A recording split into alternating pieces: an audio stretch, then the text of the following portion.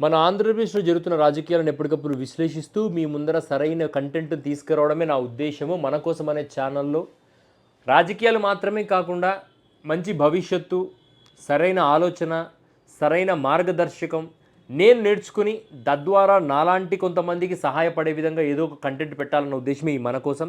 మన ఛానల్ని సబ్స్క్రైబ్ చేసుకోండి, మన వీడియోస్ని షేర్ చేయండి, లైక్ చేయండి, మీ ఒపీనియన్స్ని కూడా కంటెంట్లో కామెంట్స్లో తెలియజేయండి. ఇక రాష్ట్రంలో 2 టాపిక్స్ గురించి మాట్లాడాలనుకుంటున్నా. నెంబర్ 1 ఆర్జీవీ మీద government attack. Number 2 Pawan Kalyan seize the ship. First letters come to RGV. Ram Gopal Varma గారు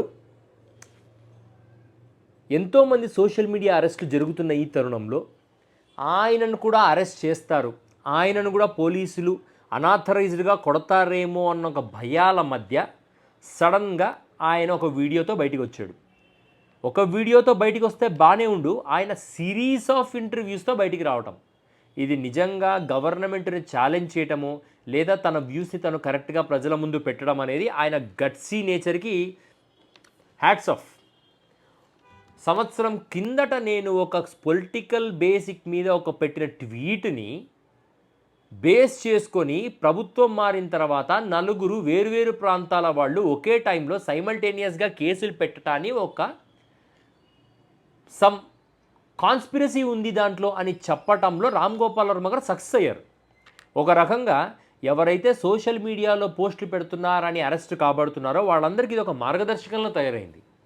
అంటే ఎవడో ఒకడి మీద రకరకాల ప్రాంతాలలో రకరకాల టైమ్స్లో సేమ్ రీజన్తో కేసులు పెడుతున్నప్పుడు అది కేవలం కక్షపూరితమైన కేసులు పెట్టే నేచరే కానీ దాంట్లో ఒక వ్యాలిడిటీ ఉంటుందా అనే దాన్ని ప్రజల్లోకి కరెక్ట్గా తీసుకెళ్ళడంలో రామ్ గోపాల్ వర్మ గారు సక్సెస్ అయ్యారు.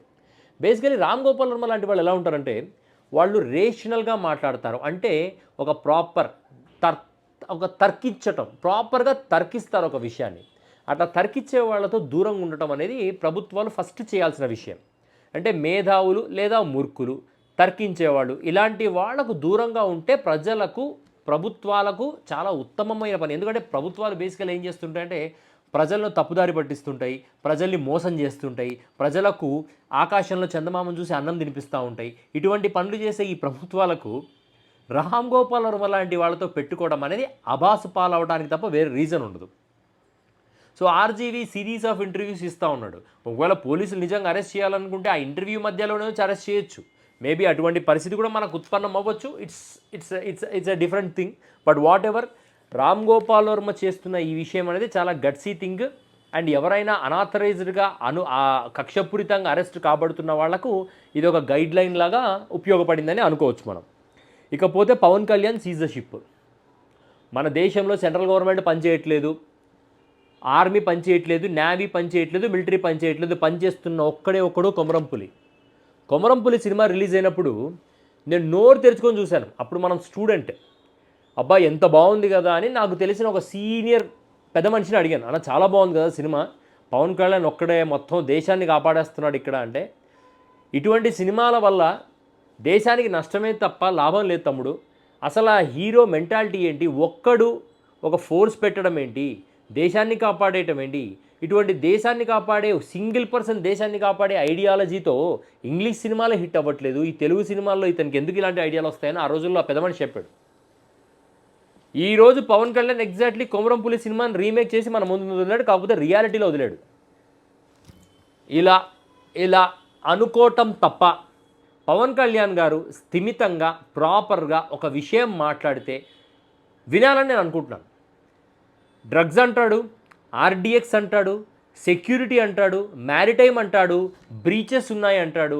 ఇవన్నీ ఏదైనా యూపీఎస్సీ బుక్స్ చదువుకొని వచ్చారా అయినా నాకు అర్థం కావట్లేదు. కానీ ఒక డిప్యూటీ సీఎంగా అతను నిజంగా బ్రీచ్ కానీ ఎక్స్పోర్ట్ కానీ స్మగ్లింగ్ కానీ జరిగితే అది అధికారుల పక్షంలో, అధికారుల సమక్షంలో మానిటర్ చేయాల్సిన విషయం.